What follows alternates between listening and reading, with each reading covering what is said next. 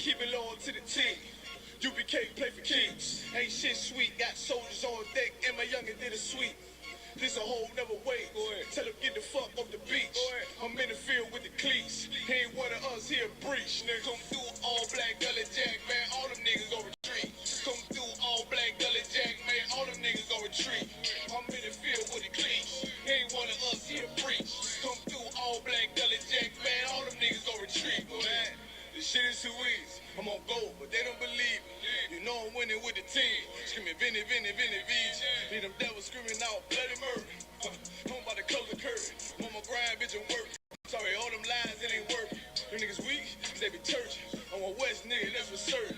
They cross the line, I'ma back up, and I'ma hit his ass with his virus. When I come through 300 strong, 144 Leonidas. All my niggas, we eat. I'm in this bitch with the itis. Say, all y'all do the sweet. Tell y'all to do the sweet. The nigga make the wrong move when he make his ass obsolete. He ain't one of us hit the lead. He ain't one of us here preach. Come through all black gully jack, man. All them niggas go retreat. Go ahead. I keep it loyal to the team. UBK play for keeps. Ain't shit sweet. Got soldiers on deck, and my youngin' did a sweep. This a whole never wait. Tell him get the fuck off the beach. I'm in the field with the cleats. He ain't one of us here breach. Nigga, come through all black gully jack, man. All them niggas go retreat. Come through all black gully jack, man. All them niggas go retreat. I'm in the field with the cleats. He ain't one of us here breach. Come through all black gully jack, man. All them niggas go retreat. You see this look that's on my face, bitch, I'm for real with it. I hit the streets, put on my cleats, was in the field with it. You soft as cotton, just an actor, Uncle Phil with it. And then my targets on the move, bitch, I can still hit it. Hey, I speak true cause it's necessary. Gullah Jack revolutionary. Cold on them like January. Commander General is a visionary. Soul food, no sweets. Your preacher man, he's sweet. Matter of fact, he weak. It's wartime for peace. Think you hard, nigga, you ain't. Fuck with us, nigga, you can't. You smart cars, we pace. We form up in ranks. We body bag this rap shit. All black, no bright shit. Real life, no cap, bitch. Fall on them, that's cap shit. I keep it loyal to the team.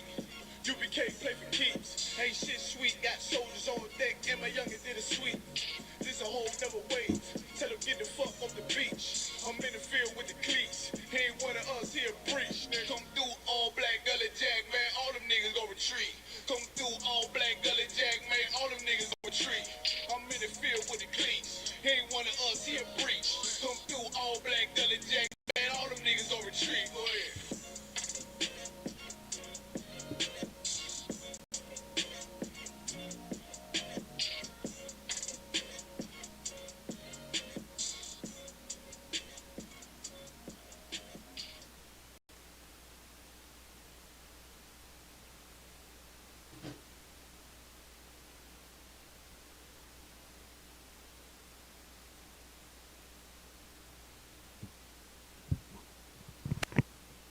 All right, Shalom Israel. We're the ISUPK. Start out at 1 West 125th Street, Harlem, New York, under Commander General Yohana.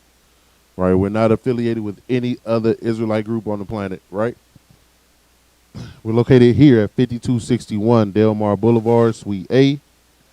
That's in St. Louis, Missouri. 63108.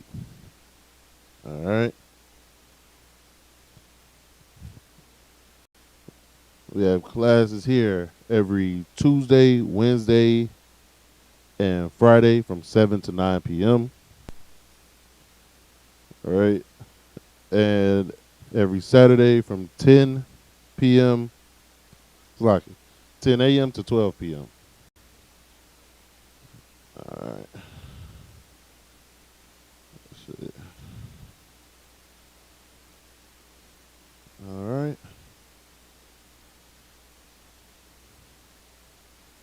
Let me get this chat up live real quick. Back.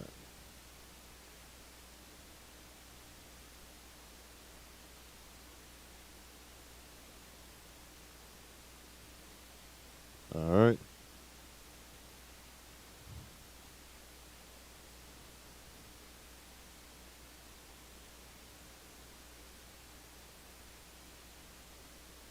All right, so tonight we have our Lashawan Qadash class, right? And Lashawan Qadash, right, in the Hebrew, make sure you can see this first.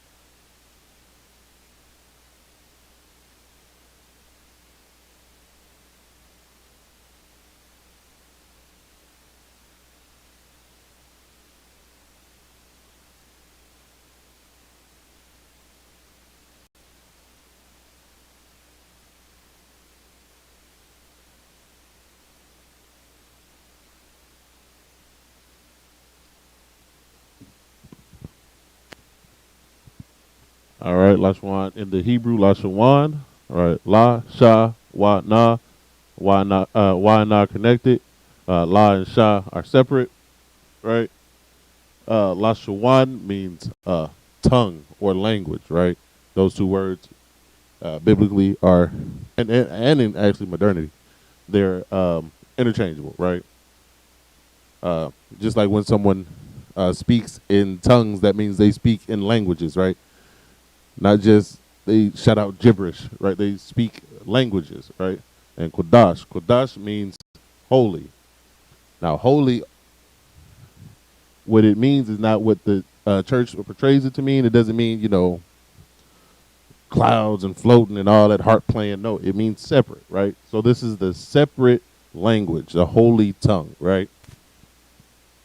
So Lashawan Qadash is what is classified as proto-Sinaitic or it's like it, or a Paleo-Shemitic language, right?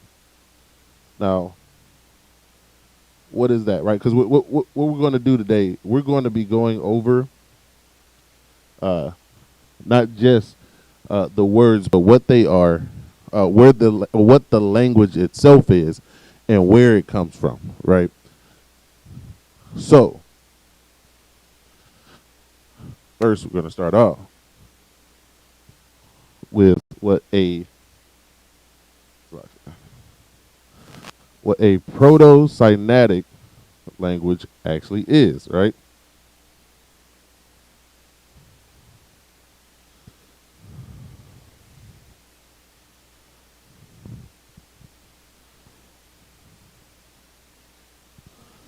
All right.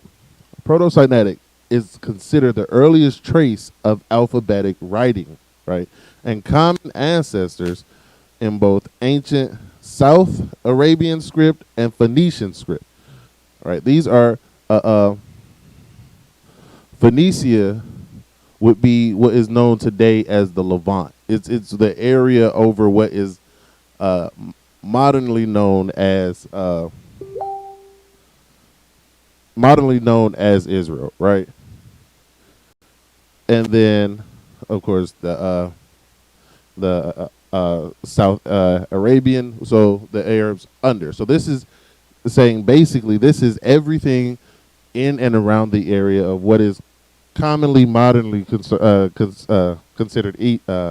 Salakia, which is commonly modern considered Israel. All right, let's see here. Now,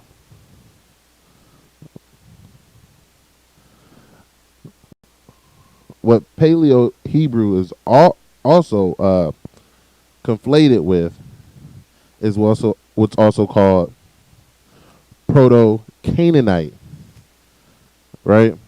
It's a Proto-Canaanite language, right? So, and this is why I say it's conflated with that. It's not exactly the same, but when they find a lot of things that are in the land of what was known as Canaan, right? they call it a Canaanite language. Let me read you this real quick from this article about different proto-Sinaitic scripts. All right.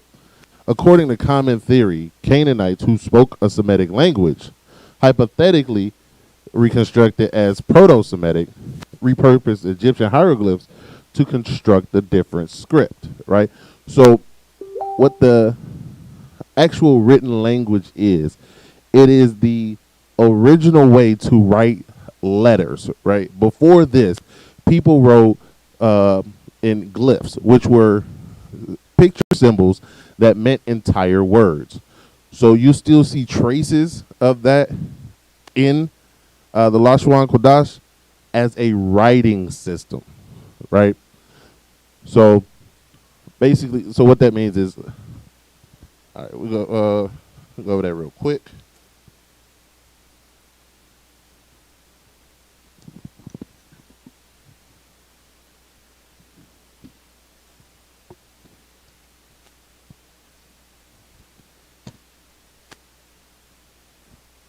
All right, cool. So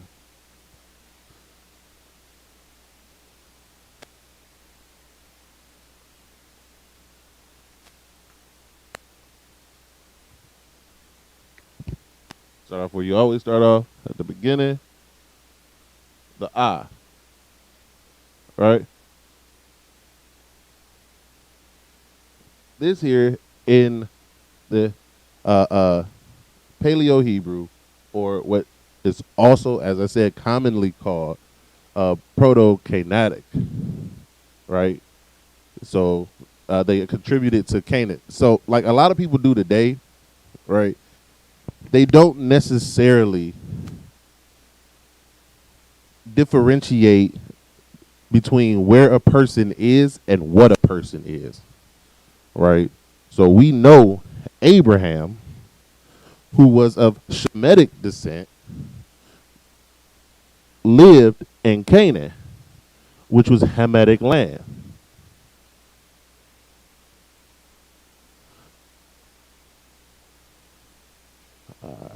The water. About that, check this real quick.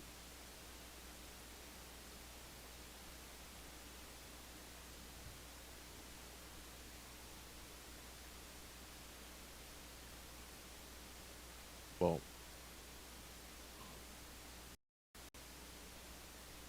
All right, cool. Now, they found writing of Semitic languages in Hamitic lands, right? Which means, in reality, it means that Semitic people lived in Hamitic lands, right? But they contribute everything to the landmass and the owner of the landmass. But again, we know Abraham and his family lived in Canaan, and they are Shemitic, right? So this sounds as when you say it in a word, right? Again, this is one of the first letters to be ever invented. Again, before that, everything else was just a picture that meant an entire word, but there was no way to spell out a word. This, again, it sounds like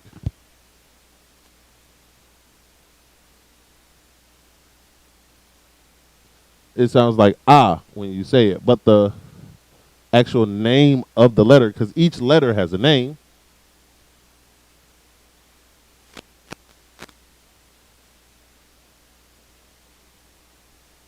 Alap, right? And again, these come from pictures, so they still retain some of that that heritage. Alap, and this letter, it means and represents a cow's head, right?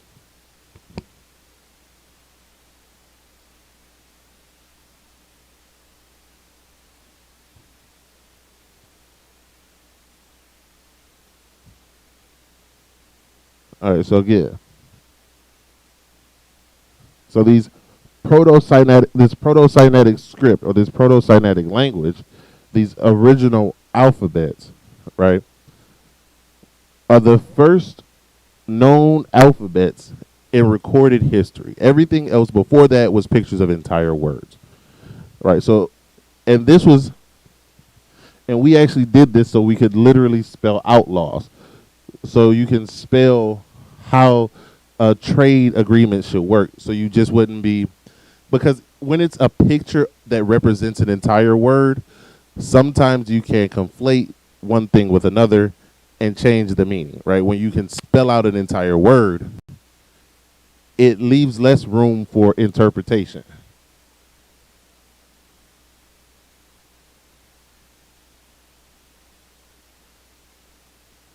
All right. Now, Proto-Sinaitic languages all have certain things in common. As we know with the Hebrew, there's 22 letters. There are no vowels, right? Vowels did not come in until it's like a small extent the Assyrians, but truly the language itself was not really Salakia. The language itself was not really converted until the introduction of our culture with the Greek culture, right? So when we were introduced to the Greeks as a culture and tried to communicate with them, it was very difficult for them to understand and to speak our language because their language did have vowels, right? So they took what we had and combined it with what they have, and that is where you start to see vowels emerge, right? So when we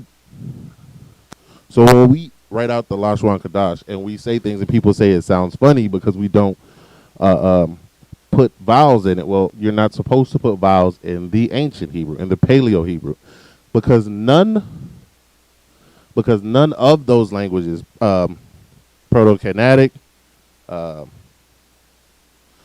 Proto-Shemitic, or what was the other one? What was another one? Oh, the Proto-Arabic. None of those languages had vowels or vowel sounds in them, right? Which is why we say it the way we do, right? And why is this important? What does it matter that we actually speak this language the way it was spoken then? All right, we're going to go to the book of Ecclesiasticus. All right. And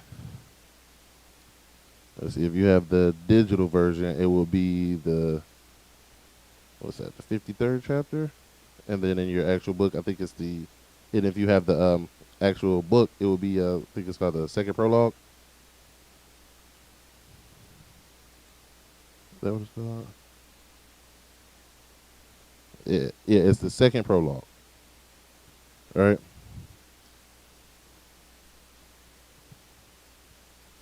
All right, and it says, wherefore, let me entreat you to read it with favor. This is speaking about the language, right?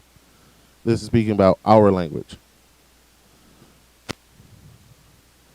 And attention. So you're supposed to love this language, right? What we're doing here in the ISUPK is what no other group or organization is doing. We're trying to restore a heritage to a people and a culture to a people who constantly fight us about restoring their own culture to them, right?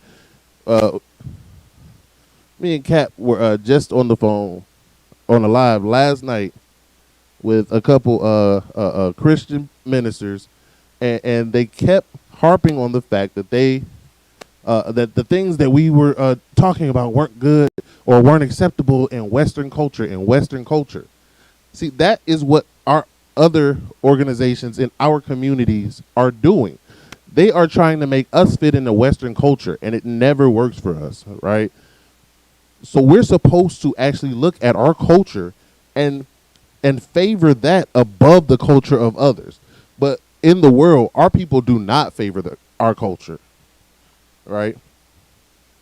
And to pardon us, where it may seem to come short of some words which we have labored to interpret. Now, again, we just went over why that is. Because some of the words, not only the letters don't directly translate, but the words themselves don't directly translate. Actually, let me keep reading. For the same things uttered in Hebrew and translated into another tongue have not the same force in them.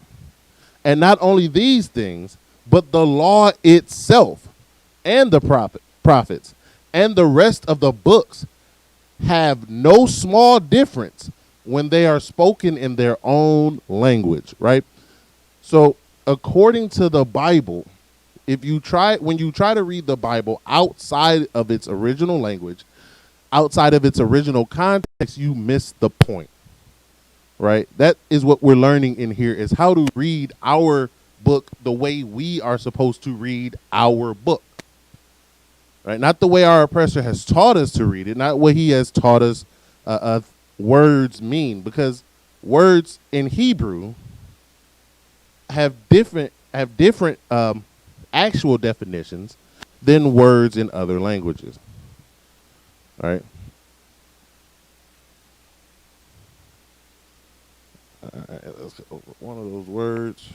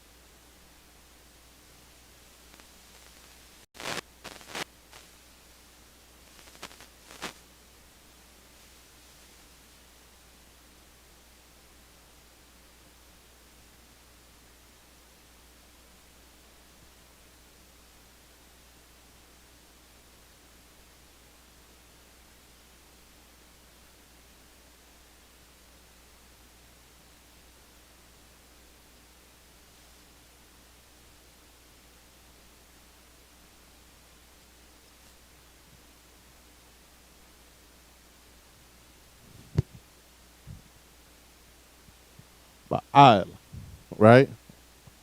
Ba'al, it means it is entry. If you have a Strong's concordance, it's entry 1166, right?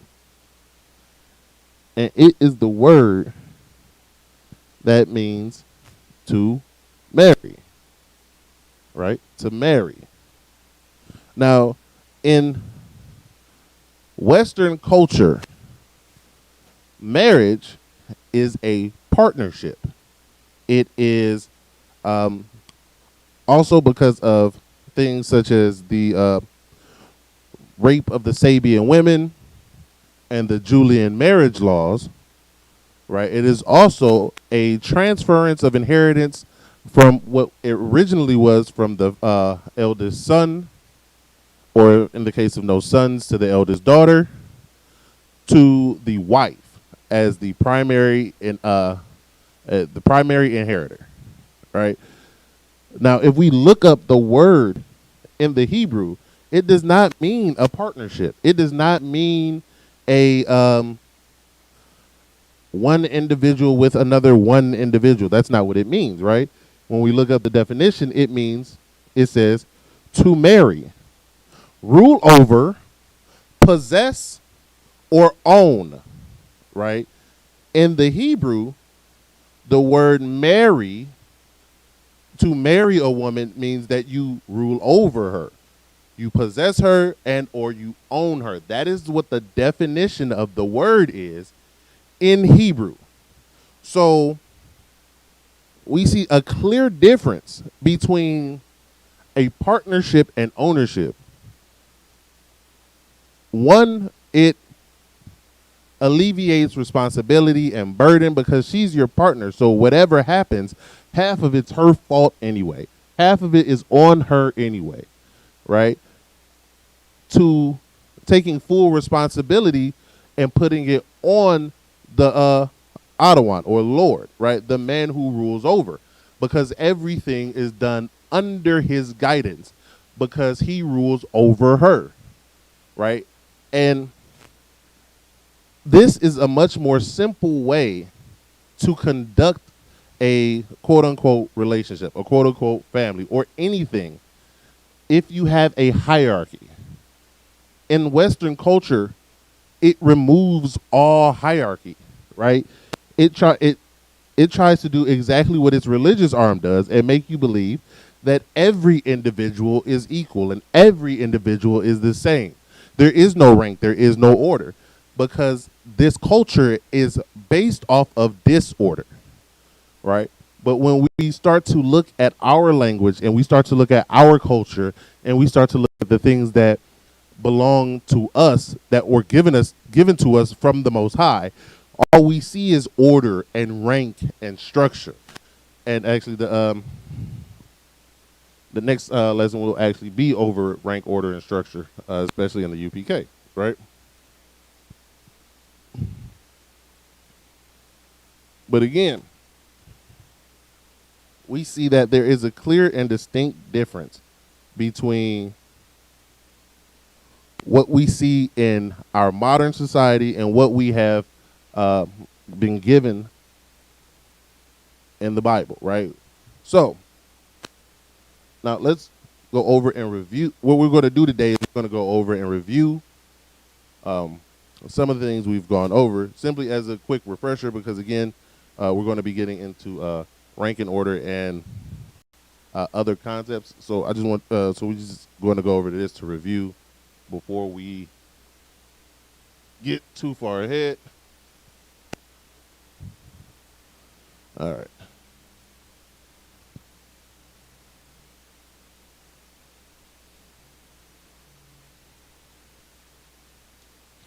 So first thing we're going to do is review suffixes, right?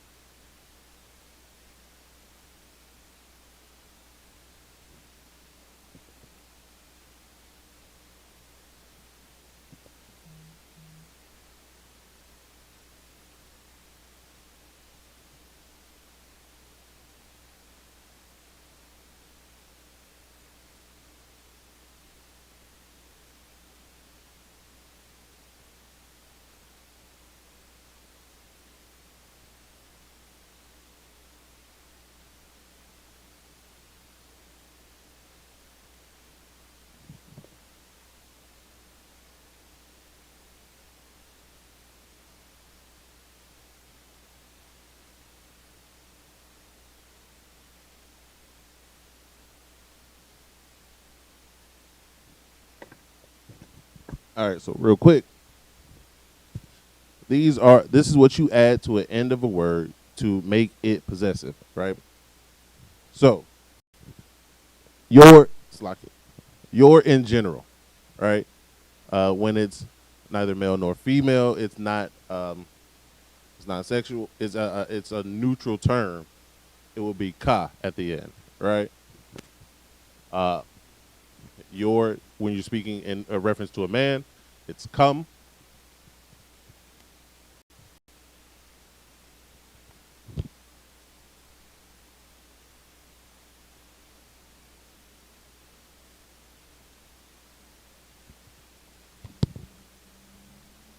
It's come. The ka and the ma are connected, and when it's female, it's kun. All right. Now, when it's mine, me, or mine or me, right? It is ya, right? Or our, it's like, or our, it's nawa. So, like when we pray and we say our Father, it's Abba Nawa. Abba is Father, Nawa is our, right? So it's our Father, Abba Nawa. All right. Give you a quick second. Write that down. Should actually be in your notes. Again, this is just review before we move on. And if you need to, come back, freeze the screen, write everything down. Make sure everything's clear enough to see.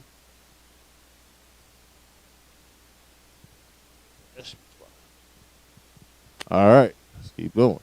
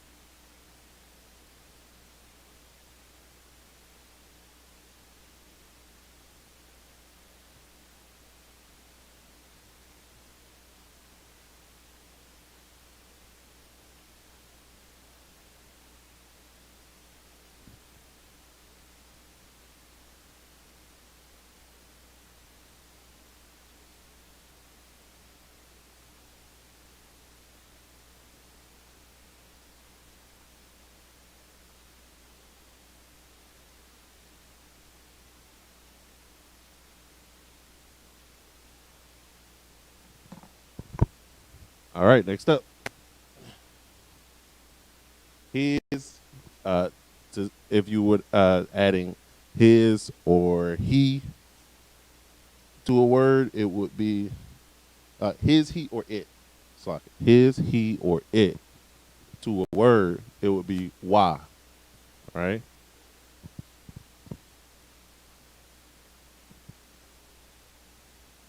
If it was if it was for a woman, hers or she, it would be ha. They're talking about a group of people that that is either all or has one man in it. It would be ma. There are no men in it, and it belongs to a group. It would be na. All right, and again, these are suffixes, right? They come after a word, and a lot of times when you read the Hebrew, like we do on in the Sabbath service, and you actually just read the Hebrew straight, you'll see all of these words together, right? You'll see multiple on one word, right? So if you were saying something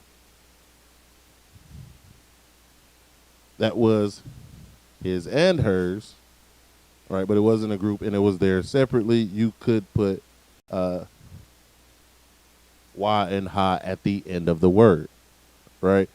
And again, we combine entire sentences. So it doesn't mean that it necessarily just has to be that word. If you were writing out a whole sentence and it had something possessive to a man and then something possessive to a woman, you would add these to the nearest word. That would be what is possessed, right? Or what's called the object. All right, let's keep going.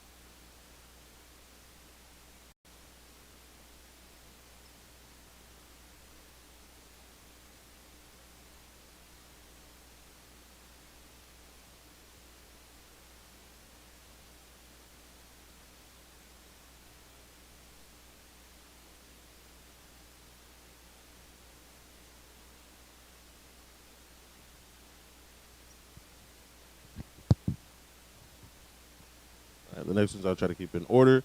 These are prepositions, right? These go at the beginning of a word in a sentence, right?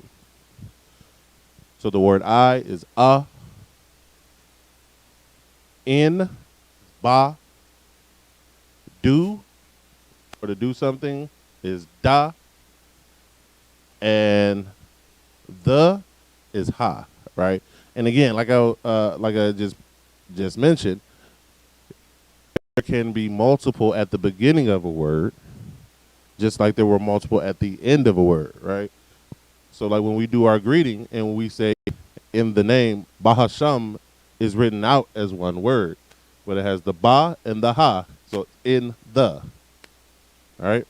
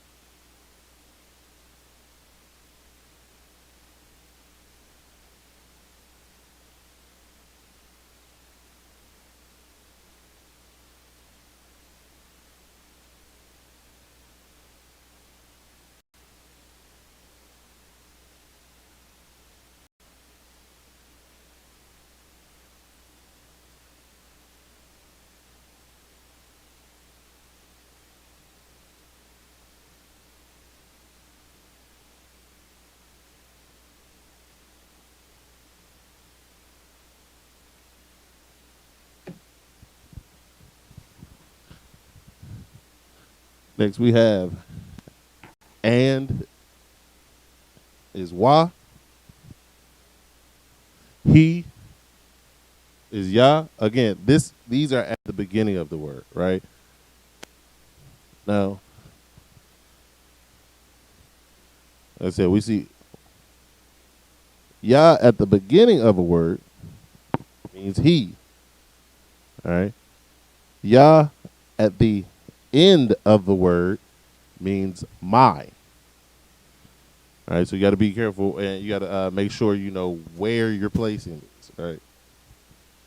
Because obviously it changes the definition of where it's placed. All right. As or like is ka. Of or from is ma, right? Like, for example, with the ma, right? That is part of the name of what is normally translated in English as Moses, right? And we've gone over how his name would actually be fully written out, right? But the ma at the beginning, or in Hebrew it would be masha, right? Is of or from, when and his name means drawn from the water, right? And that's part of his name, right? Or for example, the angel, Mayaka Allah, who is like the Most High, or the power, right? Or God. The Ka in that name stems from the Ka in that name stems from this preposition, and the preposition of the Ka is actually on the Ya Allah, and Ya Allah is the power, or the power, right? All right, so it's like the power, right? That's why it flows right in there. All right, next we have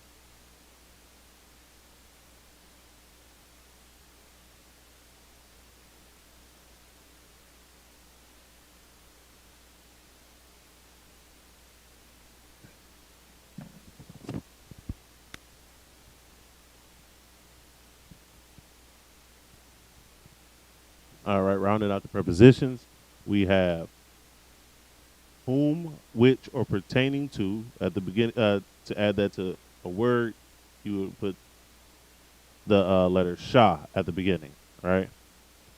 To or for, like when we again on the Sabbath service, before the officer drinks, he says la yasharala, which means to Israel, right? La at the beginning of a word, when it's attached to the beginning of a word, means to, right?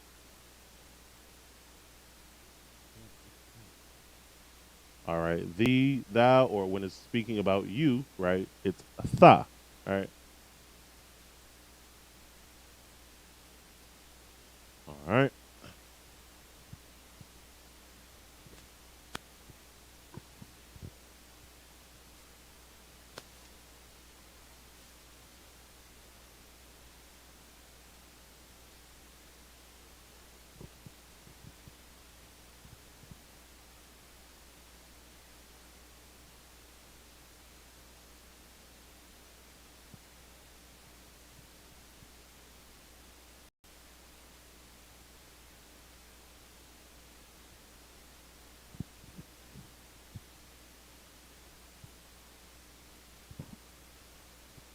All right. Now, that is when you are attaching them to words, right? But those are not the words themselves. All right. Next, we're going to go over the words themselves that are those prepositions.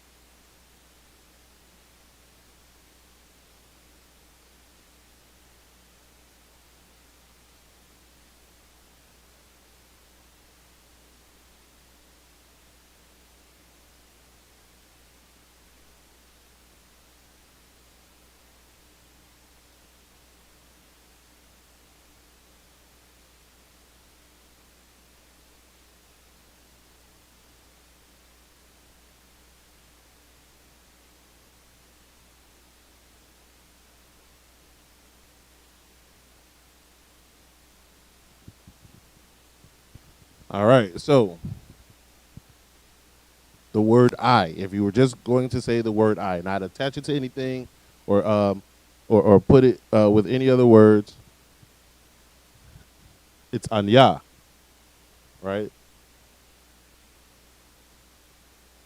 That is how you say I, like myself personally, right? Next, you, a tha, right? We should know, everyone in the UPK should know that one. You know, it's in the greeting to the sisters, it's in the greeting to the brothers, right? A tha is you, right? That's now these are I and you are gender neutral, right? So that is used for male and female. Okay.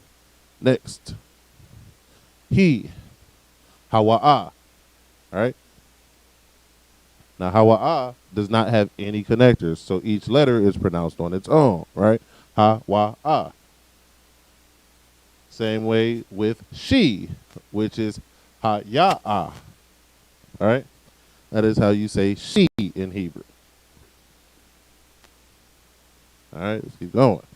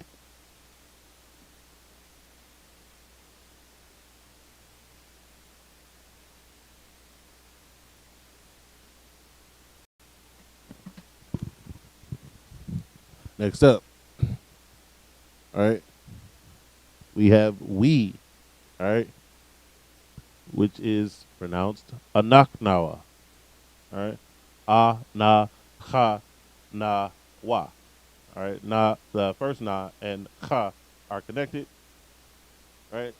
That's where you get the sound anak, all right.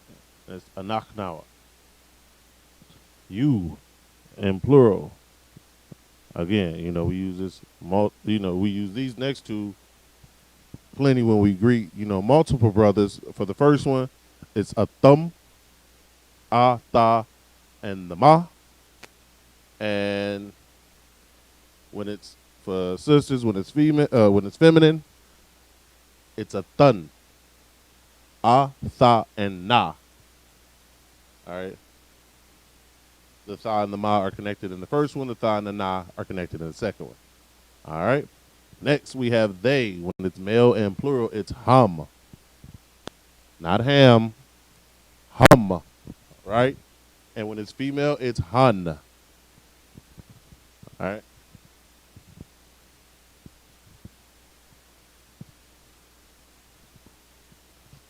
All right.